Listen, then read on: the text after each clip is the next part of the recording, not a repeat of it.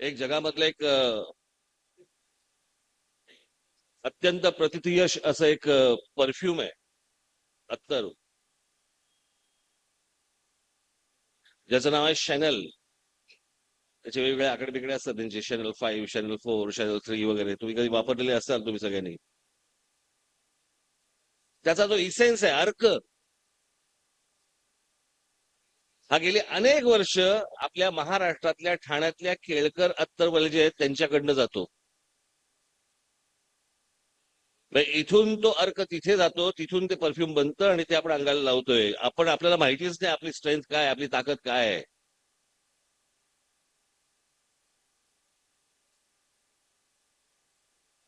आज ही सगळी सहकार चळवळ आज महाराष्ट्रामध्ये उभी राहिली, गेली अनेक वर्ष उभी राहिली.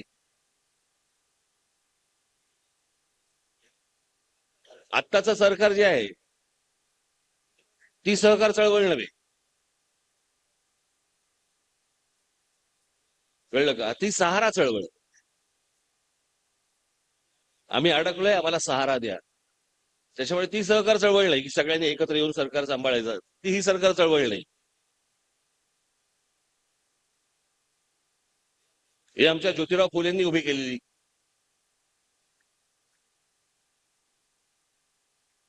आमच्या महात्मा फुलेंचा दरवेळेला आपण उल्लेख करताना म्हणतो महिलांसाठी शिक्षण दिलं, त्या माणसाने दिलंच. पण आमच्या महाराष्ट्रामधल्या त्यावेळेला जो काही मराठी पट्टा जो काही होता, त्या महाराष्ट्रामधल्या जमिनी सावकारांच्या घशात जाऊ नये याच्यासाठी जे पहिलं आंदोलन केलं ते आमच्या ज्योतिराव फुलेंनी केलं.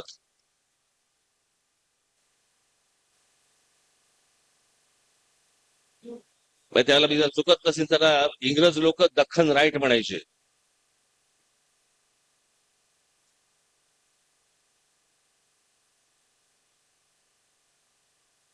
आपल्याकडे आता पुणे बिड्याला आहे ना तुमचं डेक्कन जिमखाना वगैरे, मूळ शब्द दक्षिण, त्यानंतर त्याचा झाला शब्द दख्खन, आणि मग इंग्रज आल्यावर त्याचा झाला डेक्कन.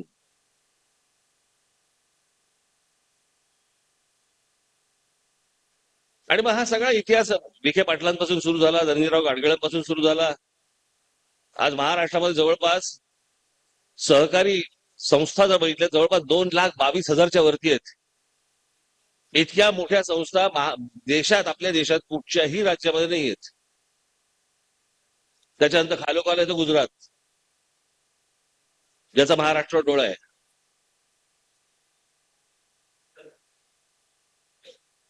कालची परवाचीच बातमी आहे, तर मला माहित नाही जाते का राहते का काय, अजून मला कळलं नाही.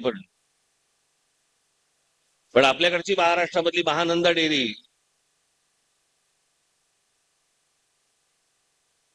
ही भविष्यात पुढे अमूल गिळंकृत करते का काय, अशी परिस्थिती निर्माण झालेली आहे. मी आज जो तुमच्यासमोर उभा आहे, मी फार काही भाषण करणार नाही तुमच्यासमोर. मला फक्त काही थोडक्यात काही गोष्टी तुम्हाला सांगायच्या आहेत, काही धोक्याच्या सूचना तुम्हाला द्यायच्या आहेत.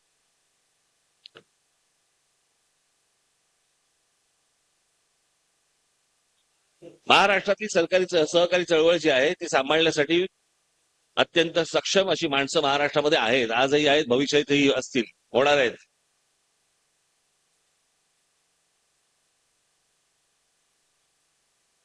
पण मला असं वाटतं आपण इतिहासाकडे दुर्लक्ष करून चालणार नाही.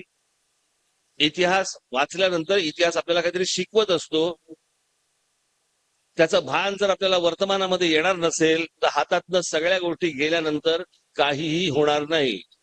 तुम्हाला आठवत असेल, मी एकदा त्या आपल्या महाराष्ट्राच्या विकास आराखडा ब्ल्यूप्रिंटच्या वेळेला मी तुम्हाला सांगितलं होतं की मराठवाड्यामधली पाण्याची परिस्थिती आता अशी आहे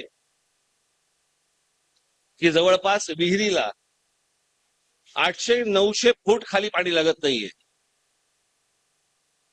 अशी महाराष्ट्रातली, मराठवाड्यातली आत्ताची परिस्थिती आहे. आणि फक्त राजकीय स्वार्थ, राजकीय गोष्टी याच्यासाठी म्हणून मराठवाड्यामध्ये साखर कारखाने उभे केले जात आहेत. साखर कारखाने उभे करणार म्हणजे तुम्ही ऊस लावणार, ऊसाला सर्वात जास्ती पाणी लागतं हे काय मी सांगायची गरज नाही. जमिनीतलं पाणी शोषून घेतं ते पीक, नॅशनल जिओग्राफिकने सांगितलेल्या तुम्हाला त्यांच्या म्हणण्यानुसार मी तुम्हाला सांगतो की आत्ताची मराठवाड्यामधली परिस्थिती ही जर अशीच चालू राहिली, असंच जर जमिनीतलं पाणी खेचत राहिला तुम्ही, तर पुढच्या 40-50 वर्षात मराठवाड्याचं वाळवंट झाल्याशिवाय राहणार नाही, असं त्या तज्ज्ञांचं म्हणणं आहे. आम्हाला अक्कल येत नाही, आम्हाला समजत नाही, आमच्याकडच्या पुढाऱ्यांना कळत नाही. जे बेल्ट आहे ते ओरबाडा, घशात घाला, खिशात घाला, पुढच्या आपल्या पिढ्यांसाठी फक्त वापरा. पण याच्यामध्ये महाराष्ट्राची एक एक जमीन बर्बाद होतीये ह्याचा आमच्याकडे विचार नाहीये, कोणत्याही प्रकारचा पुढचा विचार नाहीये. आणि त्याच्यात त्यांचं शेवटचं वाक्य असं आहे की उद्या वाळवंट झाल्यानंतर, त्या प्रदेशाचा वाळवंट झाल्यानंतर जर ती जमीन पूर्ववत करायची ठरवली, पहिल्यासारखी करायची ठरवली, आणि जर कसोशीने प्रयत्न केले, तर साधारणपणे 400 ते 500 वर्ष लागतील.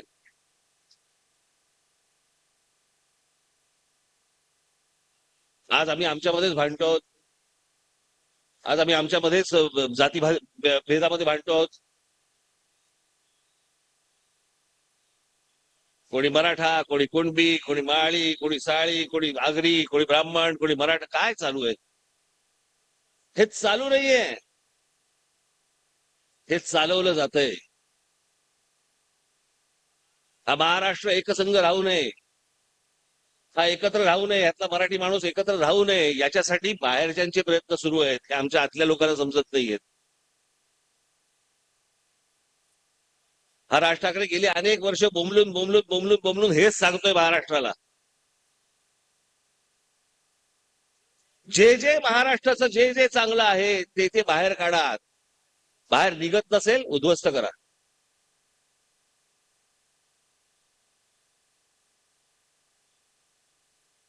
मी एक मागे तुम्हाला उदाहरण दिलं होतं, आता मला आठवत नाही तुम्ही ते ऐकलं की नाही. मी कुठच्या तरी 2-3 सभांमधनं सांगितलं होतं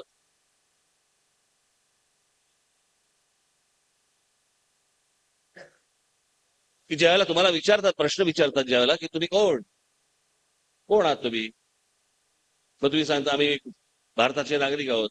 कुठले भारताचे नागरिक? आम्ही महाराष्ट्रातले नागरिक आहोत. अच्छा, महाराष्ट्रातले नागरिक. कुठले महाराष्ट्रातले नागरिक? आम्ही नेरळला राहतो. अच्छा, नेरळला राहता. कुठे नेरळला राहता? घर आहे का? तो घराचा जमिनीचा तुकडा आहे ना, ते म्हणजे तुमचं अस्तित्व. नाहीतर नेरळला राहतोयला काय लॉजिक आहे? महाराष्ट्राचा आहे म्हणजे काय यार?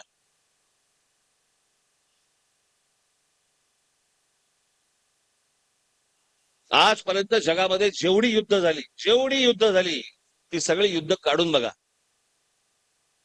त्या सर्व युद्धांना आपण इतिहास म्हणतो आहोत. आणि जगामधला कोणताही इतिहास हा भूगोलाशिवाय पूर्ण होत नाही. भूगोल म्हणजे जमीन.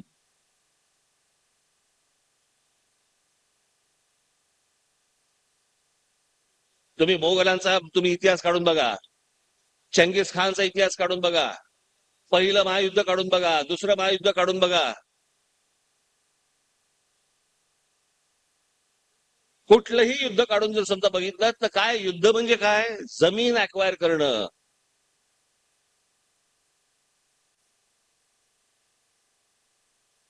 ही जमीन अक्वायर करणं याला आपण इतिहास म्हणत आलो. ती लढून जमीन आपण अक्वायर करतोय. आज महाराष्ट्र इतका बेसावध आहे. पूर्वी लढाया तरी व्हायच्या, आम्हाला कळायचं तरी की हे जमीन आमची घ्यायला आलेत. आता राजकीय दृष्ट्या इतक्या हळू पद्धतीने तुमच्या जमिनी आता हातामध्ये घेतल्या जात आहेत, उद्या तुमच्याकडे काही तुमचं अस्तित्व राहणार नाहीये. आज मी इथे रायगड जिल्ह्यामध्ये उभा आहे.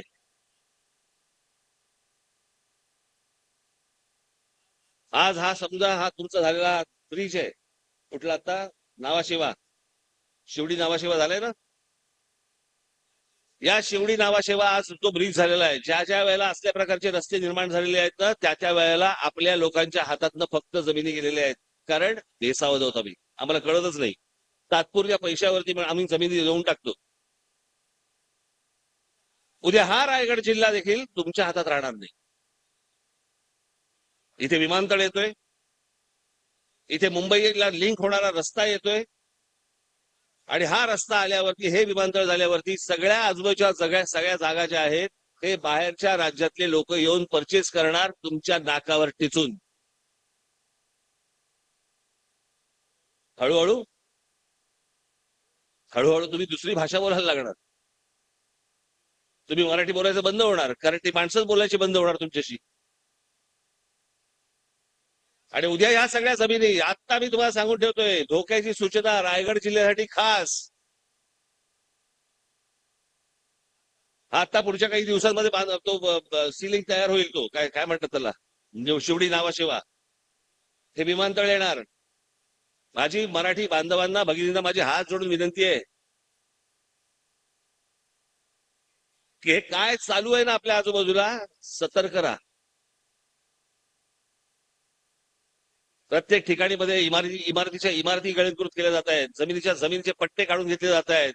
ही एक वेगळ्या प्रकारची महाराष्ट्रातल्या विरोधातची किंवा महाराष्ट्रातल्या विरोधातली ही एक प्रकारची सहकार चळवळ आहे, जी आपल्या विरोधातली आहे, जी महाराष्ट्राच्या विरोधातली आहे.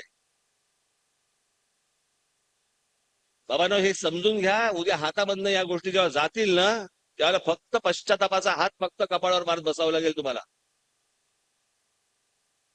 मी एवढंच सांगण्यासाठी आलो होतो. मी तुम्हाला सहकार चळवळ समजवण्यासाठी आलेलो नाहीये. हे सगळे तज्ञ आहेत तिकडे, ते समजवतील तुम्हाला.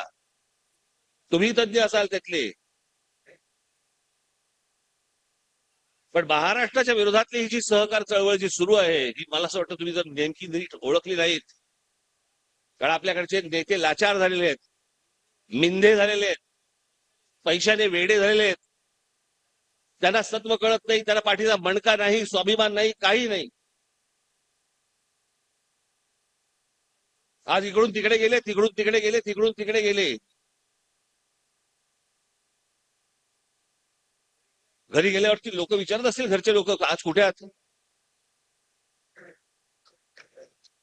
पण तसं त्यांना पण बाहेर बोलायला लागत असेल, त्यांना पण बाहेर बोलायला लागत असेल. अहो, मी मध्यंतरी एका कार्यक्रमाला गेलो होतो विधान भवनामध्ये, मला कळेच ना कोण कुठच्या पक्षात आहे.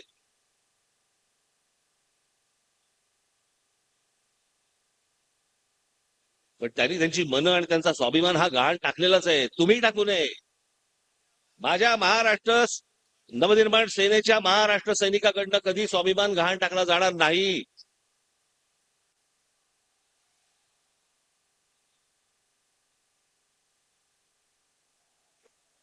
आणि ही गोष्ट तुमच्यापुरता ठेवू नका. जेवढे जेवढे तुमचे कोणी मित्र परिवारातले लोक असतील, नातेवाईक असतील, कोणी असतील, सतर्क राहा. ठाणे जिल्ह्याचा पालघर बिलघर पासूनचा पट्टा आता हातातनं जायला लागलेलाच आहे. उद्या येऊन बसल्यानंतर तुम्ही काढू नाही शकणार त्याला.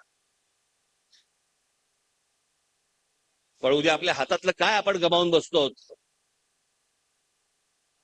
हा सगळा आज कोकण किनारपट्टीला सगळा धोका आहे.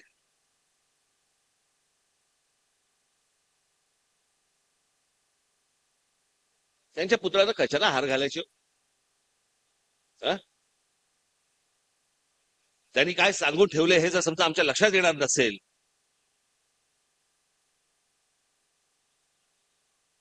महाराजांनी सांगितलं होतं आपला शत्रू समुद्र मार्गे येईल, समुद्रावरती गस्त वाढवा. सांगितलं होतं की नव्हतं? सांगितलं होतं ना. 300-350 वर्षापूर्वी त्या माणसाने सांगितलं होतं आपला शत्रू समुद्र मार्गे येईल, समुद्रावरती गस्त वाढवा, समुद्र आरमार वाढवा.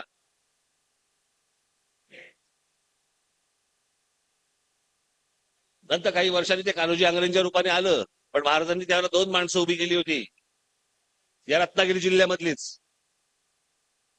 2 सख्खे भाऊ होते. एकाने गावावरनं आडनाव घेतलं, एकाने जातीवरनं आडनाव घेतलं. एकाचं नाव होतं वेंकटाजी भाटकर, भाट नावाचं गाव आहे तिकडे, आणि दुसऱ्याचं नाव होतं मायनाक भंडारी, कारण ते भंडारी जातीतले होते. या दोघांवरती जबाबदारी टाकली होती. त्या माणसाला कळलं होतं की आपला शत्रू समुद्र मार्गे येईल. आमच्याकडे समुद्र मार्गे RDX आला, आमचा पत्ता नाही, आम्हाला लक्षात येत नाहीये. त्या समुद्र मार्गावरनं कसा आला आमचं लक्षच नाहीये. आम्ही फक्त जयंत्या आणि पुण्यतिथ्या एवढ्यांचाच फक्त विचार करतो. ते आले, हार घातला, आमचं काम संपलं. ते काय बोलले, काय केले, आम्हाला काही देणं घेणं नाही या गोष्टीची.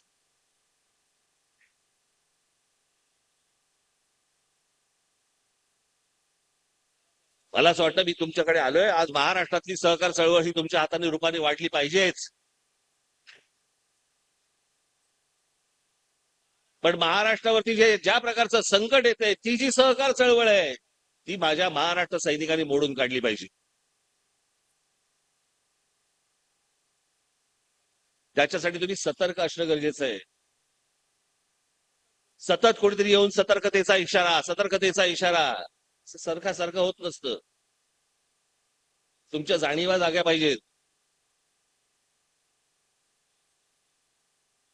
आमच्या बाबासाहेब पुरंदरेंचं एक फार छान वाक्य होतं की ज्यावेळेला स्वाभिमान मरतो ना तेव्हा उरतात फक्त जिवंत प्रेत. माझा सहकारी हा मला जिवंत प्रेत नकोयत. तुम्ही उसळले पाहिजेत. तुम्हाला कळलं पाहिजे काय चालू आहे आजूबाजूला आपल्या. ज्या प्रकारचं राजकारण आज देशभरामध्ये सुरू आहे, ज्या प्रकारची न्यायालयीन व्यवस्था सुरू आहे, उद्या मुंबईला हात घालायला वेळ घेणार नाहीत ते. उद्या महाराष्ट्राचे तुकडे करायला, विदर्भाचा तुकडा पाडायला वेळ लावणार नाहीत ते. आणि हे का आज नाही चालू आहे, हे गेले 70 वर्ष सुरू आहे. याचं कारण या प्रदेशाने, या महाराष्ट्राच्या प्रदेशाने, या मराठ्यांनी या संपूर्ण प्रदेशावरती राज्य केलं. अरे तुम्ही राज्य केलेली माणसं राज्य करत्यात.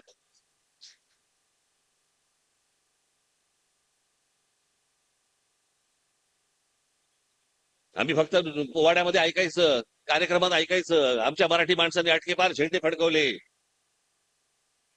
अटकेपार झेंडे फडकवले म्हणजे काय? आज तो पाकिस्तानच्या कुठेतरी ईशान्येला का कुठेतरी अटोक नावाचा किल्ला आहे, अटोक, त्याला अटकही म्हणतात. त्या अटक किल्ल्यावरती ज्या दिवशी भगवा लागला त्याला अटकेपार झेंडे फडकवलं म्हणतात. इथपर्यंत मराठा साम्राज्य गेलं होतं. या देशाचा पंतप्रधान, या देशाचा सगळा हा मराठ्यांनी बसवला. आपण इतिहास विसरलो आमचा. आम्ही आमचं काय होतं हे सगळं गमावून बसलो.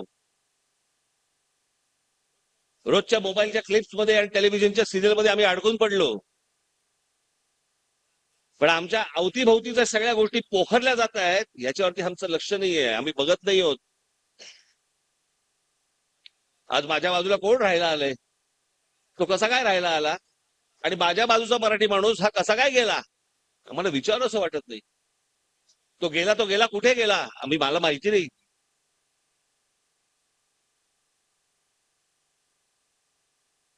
आणि म्हणून मी आज दिलीपला खास करून धन्यवाद देईन. या सहकार्य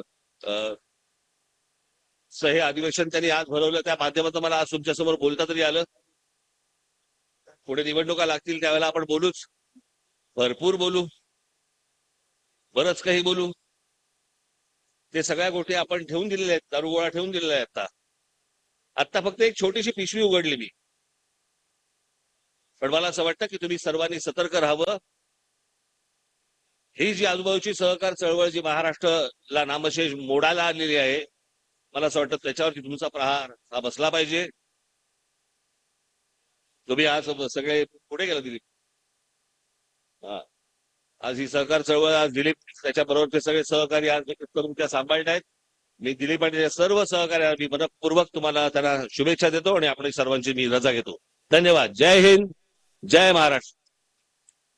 मनसे अध्यक्ष राज ठाकरे यांनी सध्याचं राजकारण आणि राजकीय पुढाऱ्यांवर जोरदार निशाणा साधलेला आहे. नेत्यांनी त्यांची मनं आणि स्वाभिमान गहाण टाकलाय. आपले नेते लाचार मिंधे झाले, त्यांना स्वाभिमान उरला नाही आणि त्यांचा पाठीचा कणा देखील आता शिल्लक राहिला नाही. अशा शब्दांमध्ये राज ठाकरे यांनी सध्याच्या राजकीय स्थितीवर जोरदार टीकास्त्र डागलंय. सध्याचं राजकारण पाहता ते मुंबईला देखील हात लावतील अशा शब्दांमध्ये राज ठाकरे यांनी जोरदार हल्लाबोल केलेला आहे. सहारा द्या हीच आत्ताची सहकार चळवळ बनली आहे अशी टीका देखील राज ठाकरे यांनी केली आहे. जाती जातींमध्ये भांडणं लावली जात आहेत, त्यामुळे सावध रहा असा सूचक इशारा देखील राज ठाकरे यांनी दिलाय. मराठी माणसाला मुंबईतून बाहेर काढलंच, आता रायगडमधून देखील बाहेर काढणार की काय अशी शंका देखील आता मनसे अध्यक्ष राज ठाकरे यांनी उपस्थित केली आहे. सध्या राज्यामध्ये आपण जाती जातीमध्ये भांडतोय आणि जाती जातींमध्ये भांडणी लावलं जात आहेत अशा शब्दांमध्ये राज ठाकरे यांनी जोरदार हल्लाबोल केला.